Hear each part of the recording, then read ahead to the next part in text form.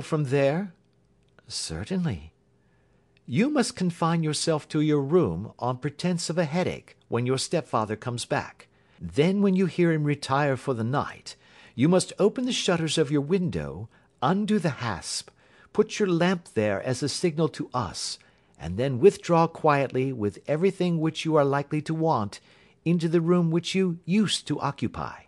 I have no doubt that, in spite of the repairs, you could manage there for one night. Oh, yes, easily. The rest you will leave in our hands. But what will you do? We shall spend the night in your room, and we shall investigate the cause of this noise which has disturbed you. I believe, Mr. Holmes, that you have already made up your mind, said Miss Stoner, laying her hand upon my companion's sleeve. Perhaps I have. Then, for pity's sake, tell me what was the cause of my sister's death. I should prefer to have clearer proofs before I speak. You can at least tell me whether my own thought is correct, and if she died from some sudden fright. No, I do not think so. I think that there was probably some more tangible cause. And now, Miss Stoner, we must leave you, for if Dr. Roylott returned and saw us, our journey would be in vain. Good-bye, and be brave, for if you will do what I have told you, you may rest assured that we shall soon drive away the dangers that threaten you. Sherlock Holmes and I had no difficulty in engaging a bedroom and sitting-room at the Crown Inn. They were on the upper floor, and from our window we could command a view of the avenue gate, and of the inhabited wing of Stoke Moran Manor House. At dusk we saw Dr. Grimesby Roylott drive past, his huge form looming up beside the little figure of the lad who drove him. The boy had some slight difficulty in undoing the heavy iron gates, and we heard the hoarse roar of the doctor's voice, and saw the fury with which he shook his clenched fists at him. The trap drove on, and a few minutes later we saw a sudden light spring up among the trees as the lamp was lit in one of the sitting-rooms. "Do you know, Watson," said Holmes, as we sat together in the gathering darkness, "I have really some scruples as to taking you tonight. There is a distinct element of danger." "Can I be of assistance?" "Your presence might be invaluable." "Then I shall certainly come." "It is very kind of you." "You speak of danger. You have evidently seen more in these rooms than was visible to me." "No, but I fancy that I may have deduced a little more. I imagine that you saw all that I did." "I saw nothing remarkable save the bell rope, and what purpose that could answer I confess is more than I can imagine." "You saw the ventilator too?" "Yes, but I do not think that it is such a very unusual thing to have a small opening between two rooms. It was so small that a rat could hardly pass through." "I knew that we should find a ventilator before ever we came to Stoke Moran." "My dear Holmes!" "Oh, yes, I did. You remember in her statement she said that her sister could smell Dr. Roylott's cigar. Now, of course that suggested at once that there must be a communication between the two rooms.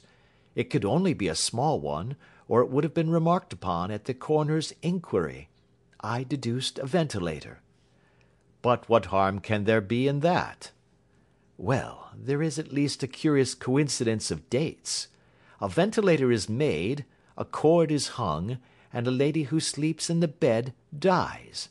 Does that not strike you?" "I cannot as yet see any connection." "Did you observe anything very peculiar about that bed?" "No." "It was clamped to the floor. Did you ever see a bed fastened like that before?" "I cannot say that I have." "The lady could not move her bed. It must always be in the same relative position to the ventilator and to the rope. Or so we may call it, since it was clearly never meant for a bell pull." "Holmes," I cried, "I seem to see dimly what you are hinting at. We are only just in time to prevent some subtle and horrible crime."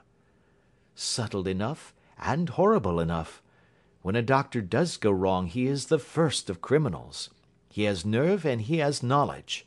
Palmer and Pritchard were among the heads of their profession. This man strikes even deeper, but I think, Watson, that we shall be able to strike deeper still. Yet we shall have horrors enough before the night is over. For goodness' sake, let us have a quiet pipe, and turn our minds for a few hours to something more cheerful." About 9 o'clock the light among the trees was extinguished, and all was dark in the direction of the manor house.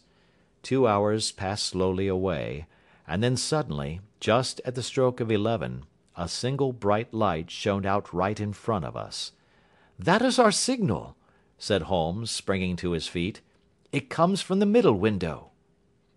As we passed out he exchanged a few words with the landlord, explaining that we were going on a late visit to an acquaintance, and that it was possible that we might spend the night there.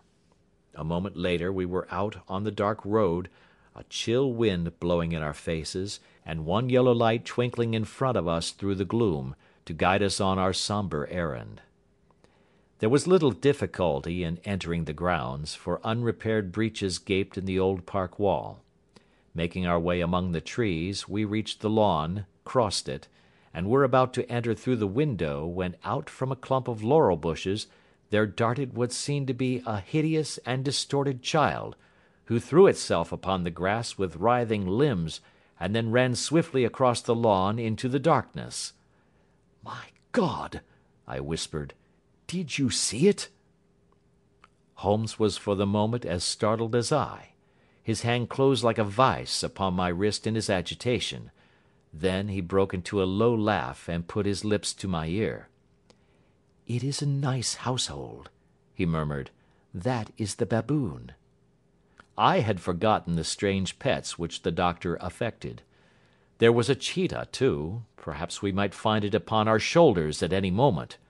I confess that I felt easier in my mind when, after following Holmes's example and slipping off my shoes, I found myself inside the bedroom. My companion noiselessly closed the shutters, moved the lamp onto the table, and cast his eyes round the room. All was as we had seen it in the daytime.